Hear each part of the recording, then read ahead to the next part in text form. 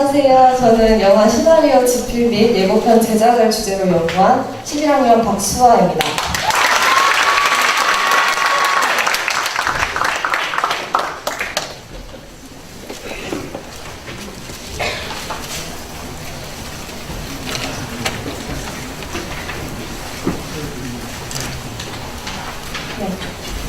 저희가 지금 살고 있는 이 시대가 미디어의 시대라고 해도 과언이 아닌데요. 영화, 드라마, 광고 등 다양한 미디어들이 빠르게 발전했고 사람들은 그런 미디어에 많은 영향을 받으면서 살아가고 있기 때문입니다.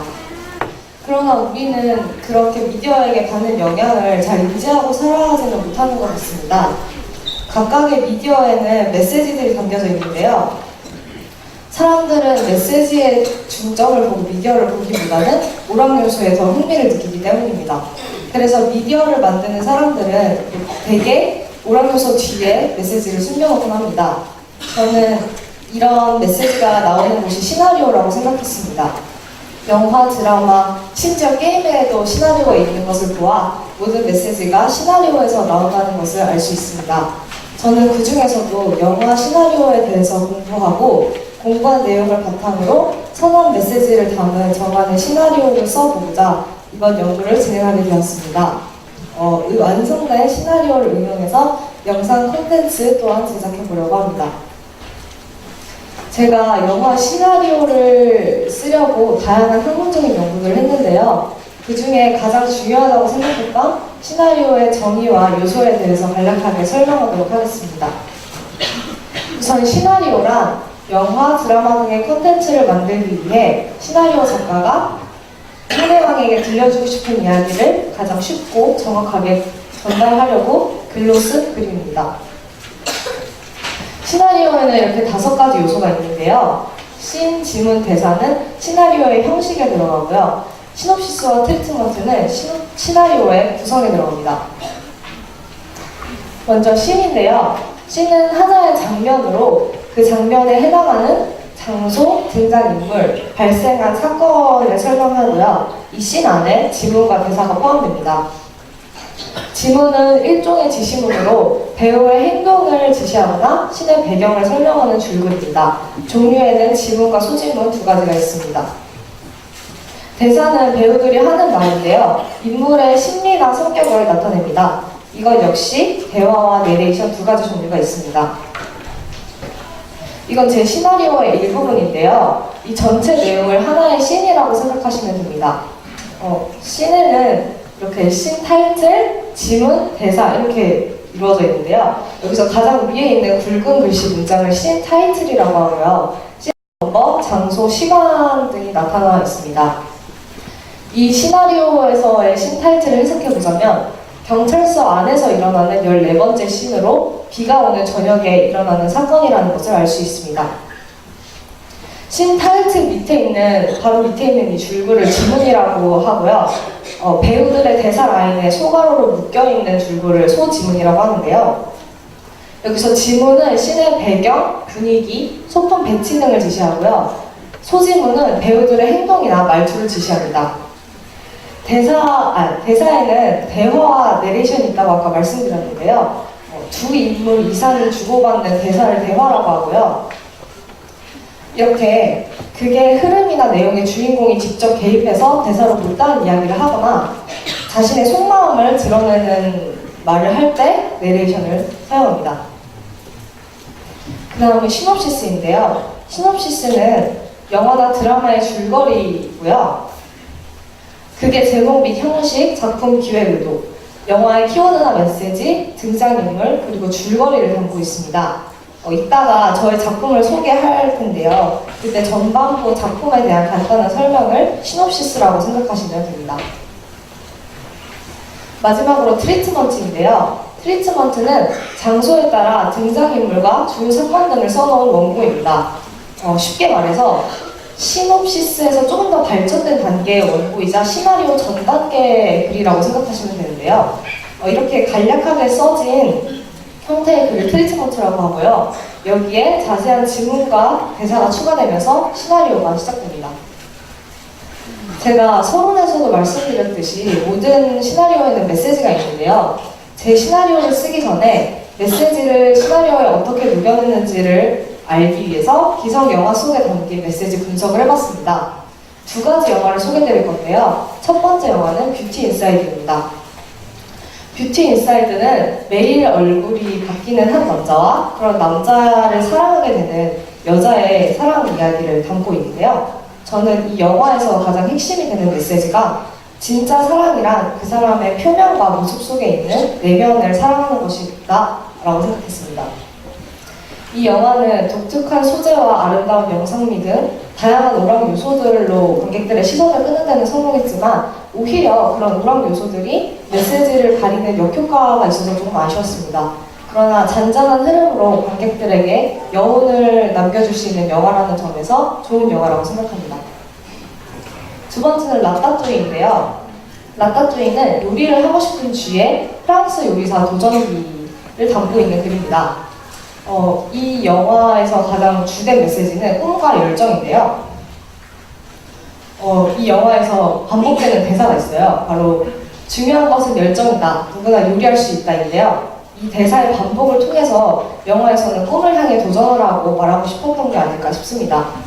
영화 라따뚜이는 애니메이션이라는 장르를 이용해서 기발한 발상으로 관객들의 시선을 끌었고요.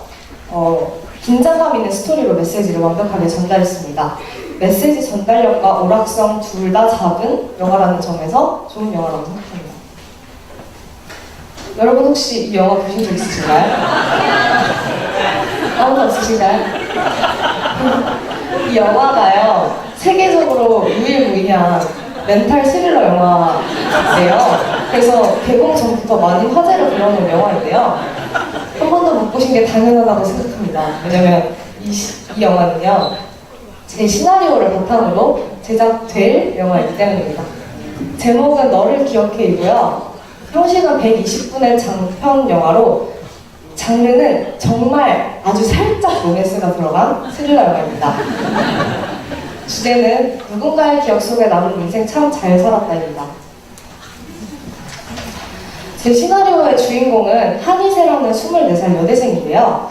이 주인공의 삶을 통해서 세 가지 메시지를 전달하고자 합니다. 첫 번째는 용기입니다. 이세에게는 20살 때부터 22살까지의 기억이 없어서 그 어떤 열정도 목표도 없습니다. 그런 이세에게 어느 날 의문의 편지 한 통이 도착하고 그 편지를 시작으로 이세의 기억을 되돌려줄 사건들이 하나씩 일어나기 시작합니다. 그 과정에서 이세는 두렵지만 잃어버린 자신의 기억을 찾기 위해서 또 다른 세상으로 발을 내딛습니다. 이세를 통해서 목표를 향해 도전하는 용기에 대해서 이야기해보려고 합니다. 두 번째는 강자들의 횡포와 약자들의 투쟁인데요. 극 중에는 오블리비아테라는 기업이 있습니다. 이 기업은 대외적으로는 청렴하고 맑은 기업으로 알려져 있지만 그 안에 많은 비리가 숨겨져 있는데요. 이세는 오블리비아테의 직원이었으나 그 횡포를 알고 회사를 등지고 정의를 위해서 싸우기 시작합니다. 이세와 오블리비아테의 대결을 통해서 한 사회의 어두운 모습을 고발하고 정의를 위해서 싸우는 약자의 모습을 그리려고 합니다. 마지막은 누군가의 기억 속에 남은 인생인데요. 저는 가장 아름다운 인생이 누군가의 기억 속에 따뜻하게 남은 인생이라고 생각을 했어요. 그 인생이 끝나도 누군가의 기억 속에 이렇게 계속 남아있으면 그거 역시 계속해서 아름답다고 생각했기 때문입니다. 강자들에게 맞서 싸우는 이세의 삶 역시 약자들에게는 아름답게 기억될 인생이니까요. 이세의 인생을 통해서 그런 아름다운 인생에 대해서 이야기해보려고 합니다. 다음은 줄거리인데요. 너를 기억해는 한이세라는 여자 주인공을 중심으로 일주일 동안 일어나는 사건을 담고 있습니다. 극중 주된 배경은 오블리비아테라는 대기업인데요. 이는 기업 조작 기업으로 정부의 지원 아래서 세력을 키워나가고 있습니다. 이 기업은 멘탈 치료라는 것을 명분으로 해서 기업 조작 기계를 만들고요. 그 기계를 공익이 아닌 기업의 사익을 위해서 사용합니다. 모두가 이 횡포를 알고 있었는데요. 그 중에서 이 6명의 인물은 일단 모두 오블리비아테에 속한 인물이고요. 그 중에 안민영과 나요는 오블리비아테의 배우 세력입니다. 이 횡포를 알고 있었던 사람들 중에서 유일하게 그 적극적으로 대항했던 인물은 바로 이세인데요. 이세는 결국에는 오블리비아테의 배우 세력 눈밖에 나게 되어서 회사로부터 기억을 뺏기고 회사에서 방출당하게 됩니다. 강태하와 서효정과 나우성은 한희재의 동료인데요. 처음에는 오블리비아테의 횡포를 침묵하고 모른 척 했지만 이세가 기억을 다시 찾고 나서도 또 다시 오블리비아테에 대항하는 모습을 보고 결국 이세의 편에 서서 정의를 위해 싸우기 시작합니다. 강도영은 오블리비아테에서 일어나는 편지 사건의 전담 형사인데요. 이세와 그의 동료들이 오블리비아테에 맞서는 것을 도와주는 인물입니다. 이렇게 너를 기억해는 주인공 한이세가 잃어버린 기억을 찾고 대기업의 횡포에 와서 싸우는 이야기를 담는 시나리오입니다. 이 시놉시스를 통해서 제가 대본집과 포스터와 예고편을 제작을 해봤는데요. 일단 이건 제가 시나리오를 써서 만든 대본집이고요. 밖에 나가셔서 도제배움 코너에 가시면 비치되어 있으니까 한번 봐주시면 감사하겠습니다. 그리고 이 중앙 스크린에 떠있는 건 예고편 촬영 스티커인데요. 총 3명의 배우가 연기를 해주었고요. 양쪽 스크린에 떠있는 포스터는 메인 캐릭터 포스터로 너를 기억해 포스터입니다. 그러면 예고편을 함께 보시도록 하겠습니다.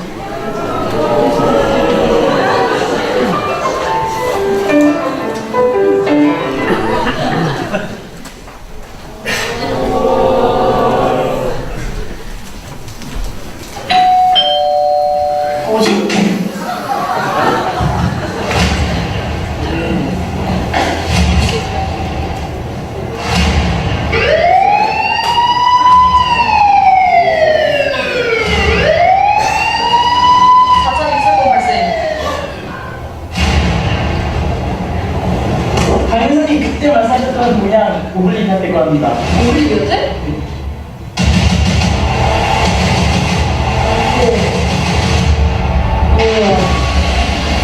여기서 뭐 하세요?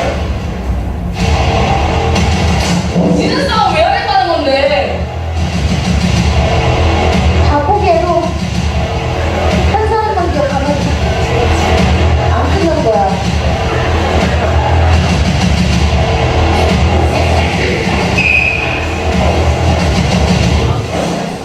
저기요.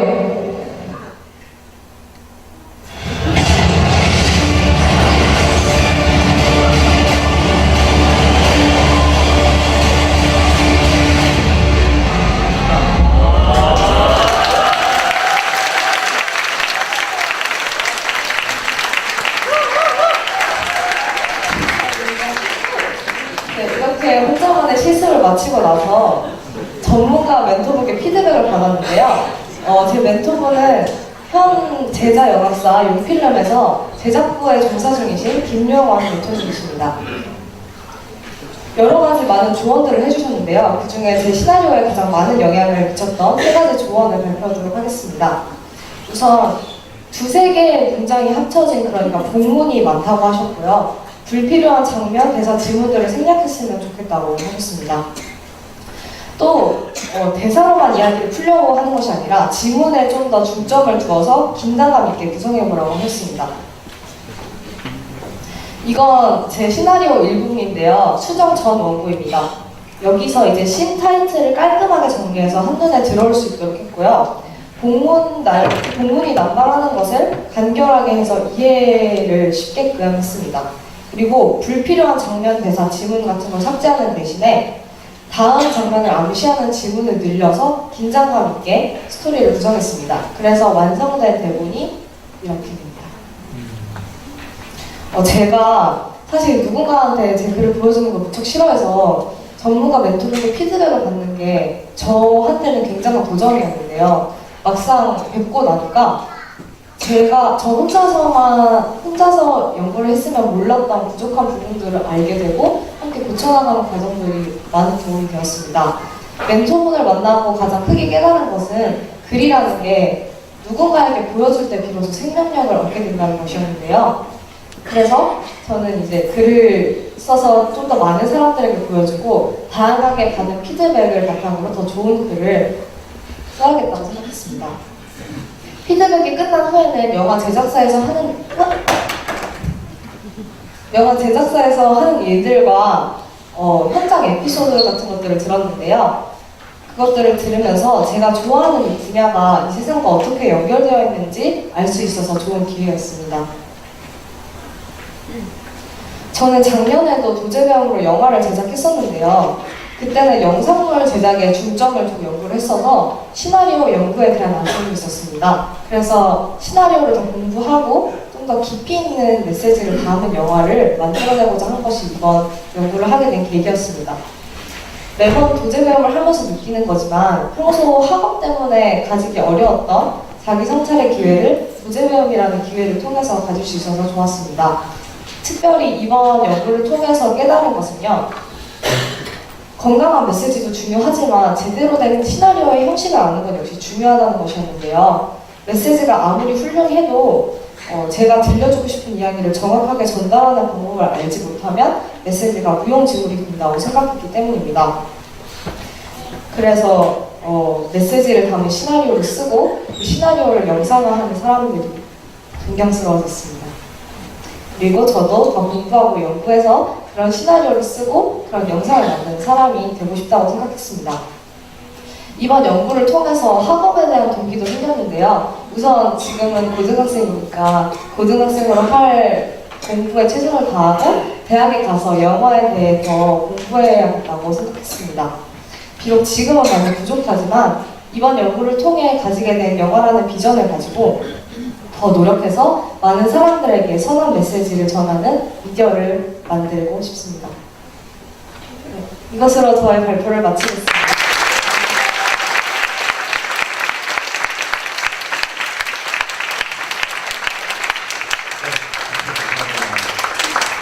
우리 나경이는 앞으로 참 바빠질 것 같아요. 그림도 그려야 되고 또 연기도 해야 되니까.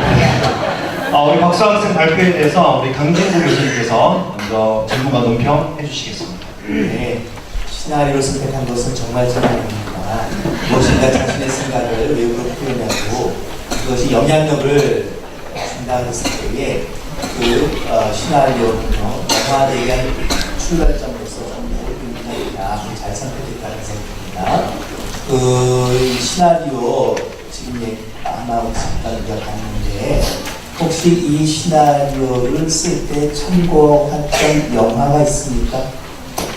제가 트루먼 쇼라는 영화랑 어벤져스라는 영화를 원래 모티브로 했는데 이제 제가 그걸 설명하고 그게 제 시나리오에 연결된다라고 얘기하면 발표 들으시는 분들이 잘 그렇게 연관 같지 않은데 이러실 것 같아서 메시지를 어떻게 녹여내는지 알아보는 방법으로 영화를 선택한 거고요. 이제 트루먼 쇼에서 그 트루먼이 또 다른 세상이 있잖아요. 그거에서 모티브를 얻고 그다음 어벤져스에서 그 히어로들이 횡포에 맞서는 내용을 모티브로 제작했습니다. 지금까지 살아오시면서 본인의 인생에 나는 정말 이 영화 너무 좋았어 라고 아니면은 똑같은 영화를 극장에서 3번 이상 본 영화가 있으세요? 국제시장 3번 봤어요. 고향이 부산이세요? 어떻게 3번이나 봤었어요? 그게 처음에 볼 때는 잘 이해가 안 됐어요. 제 시대가 아니니까. 근데 계속 보다 보니까 이제 뭔가 저의 손존, 아버지 세대 분들의 그런 아픔 같은 거를 보고 계속 보다 보니까 나도 저런 이야기를 꼭 쓰고 싶다. 이렇게 해서 많이 봤습니다. 근데 지금 우리가 들은 발표에서 들은 그 시나리오의 장르는 국제시장하고는 전혀 다르죠. 이걸 왜 얘기하냐면 시나리오는요 근본적으로 영화화 되기 위한 조건을 충족시키는 것이 가장 중요해서 그래요. 그러니까 시나리오로 남는 것은 아무런 의미가 없어요.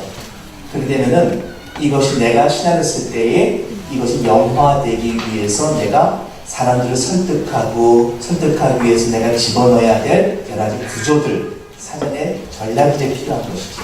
그렇죠?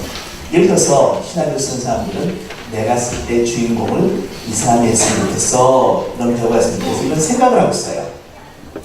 그래서 이세는 누가 역할을 했으면 좋겠어요? 배우 중에서요? 예.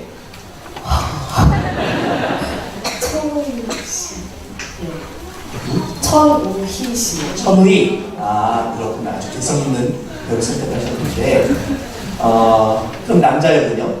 남자역은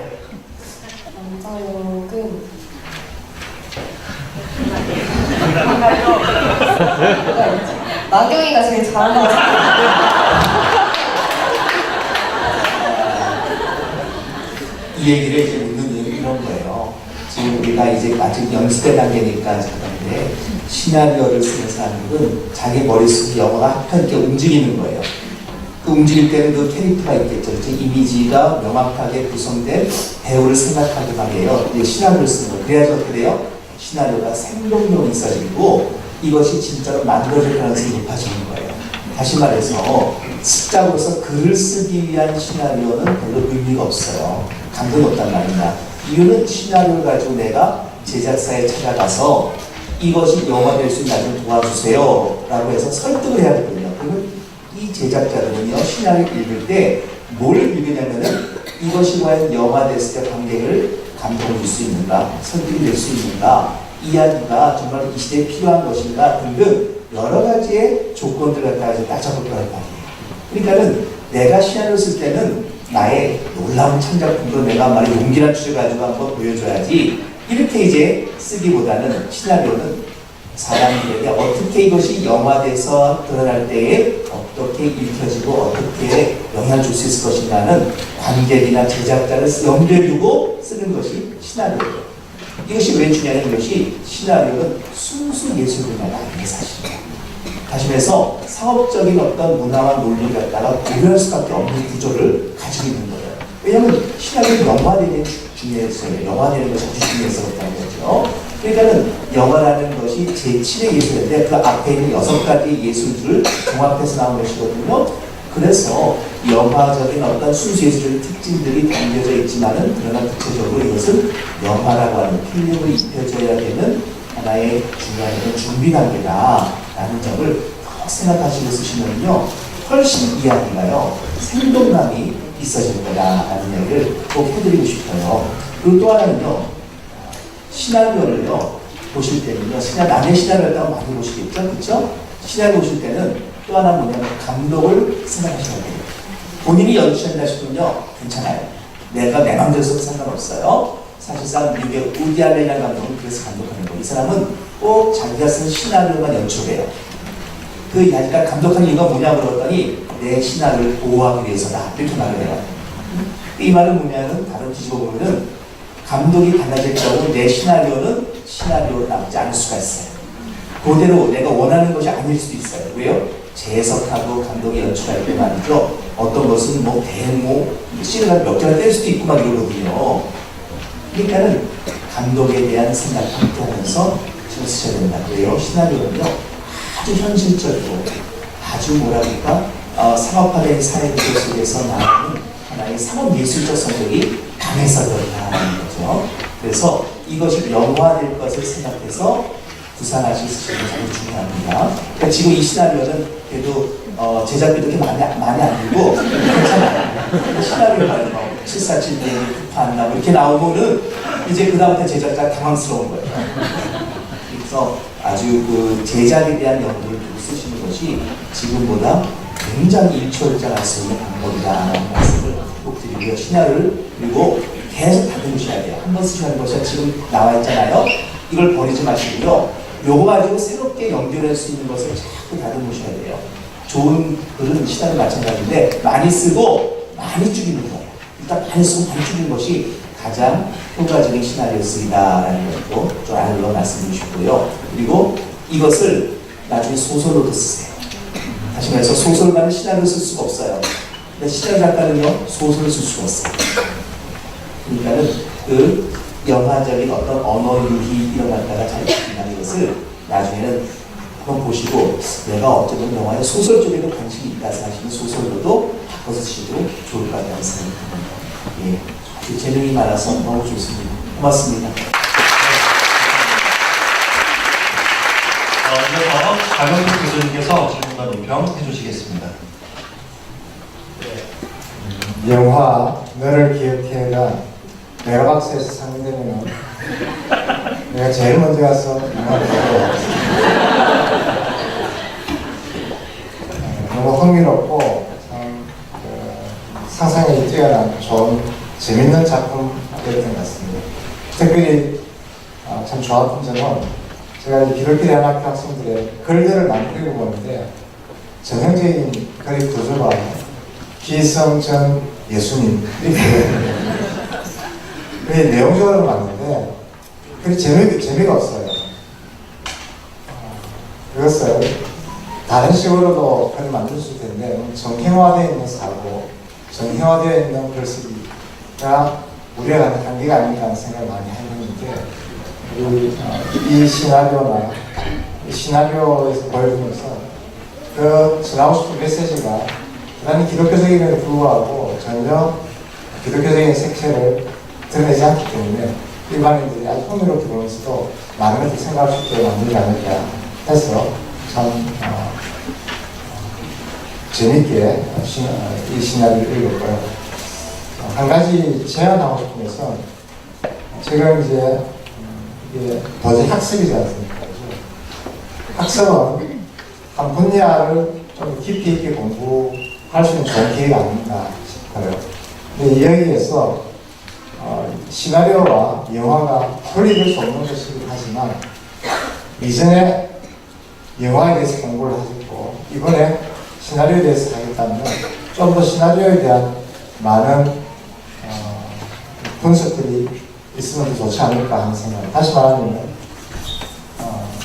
여기 세 편의 영화에 대한 분석과 메시지에 대해서 이야기했는데 이 영화를 볼 뿐 아니라 이 영화의 시나리오를 읽어보고 혹시 시나리오와 영화가 어떻게 연결되는지 내가 이 시나리오를 가지고 영화를 만들었으면 어떻게 달라질지 이런 것들을 생각할 수 있는 기회를 가졌으면 좋지 않습니까?